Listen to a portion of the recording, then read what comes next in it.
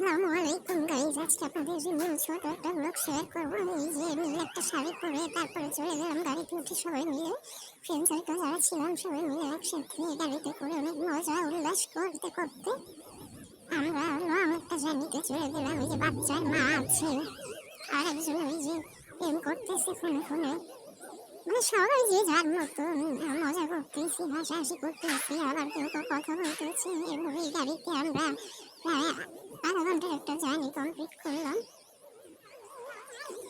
এই জার্নিতে মাঝে মাঝে পোজ দিচ্ছিলাম, মানে ঢং করতেছিলাম, যেহেতু আমরা ঢং তো করবোই।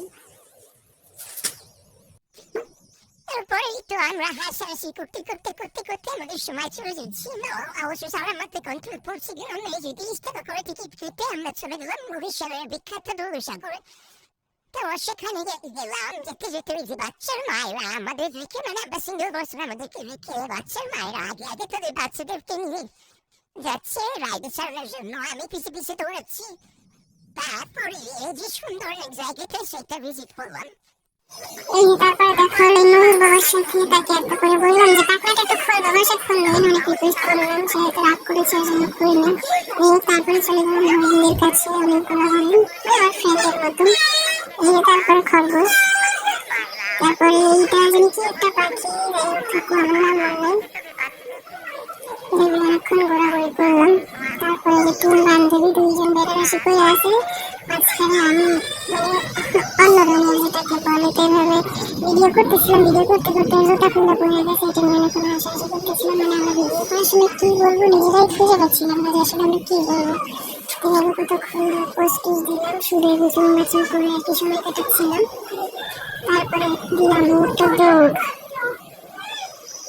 তারপরে আমি একটু যে হেঁটে আবার আসলাম, যেখানে আমার ছোট্ট কুচকু ভাই, সে আবার রাইডে চলে কি সুন্দর আমার পোস্টাস নিচ্ছে।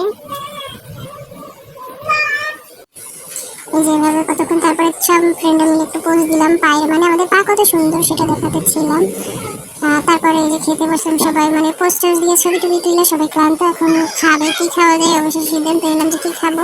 তারপরে সব খাদকগুলাই বসে পড়লো খাওয়ার জন্য। এই যে সে বেনারসি করে চলে আসছে, মানে এখান থেকে যদি পাত্র পছন্দ হয় তাহলে বেশি বিয়ে করে চলে যাবে এমন। এই যে একজন লাল বধূ, বাচ্চার মা সব। তো অবশ্য সেই যে ফুচকা নিয়ে নিলাম আমরা। তারপর সাথে ছিল চটপটি। অনেকক্ষণ আমরা এখানে আড্ডা দিলাম, খাওয়া দাওয়া করলাম। এই যে কি পরিমাণ খাদক তারা, ভিডিও দেখলেই বোঝা যায় গাইস, আপনারাই দেখেন আর কি বলবো। এভাবে আর কি খাওয়া দাওয়া শেষে এই যে চটপটি, এই চটপটির কথা কি বলবো, মানে জঘন্য বিখ্যাত চটপটি, না খাওয়ার মতো।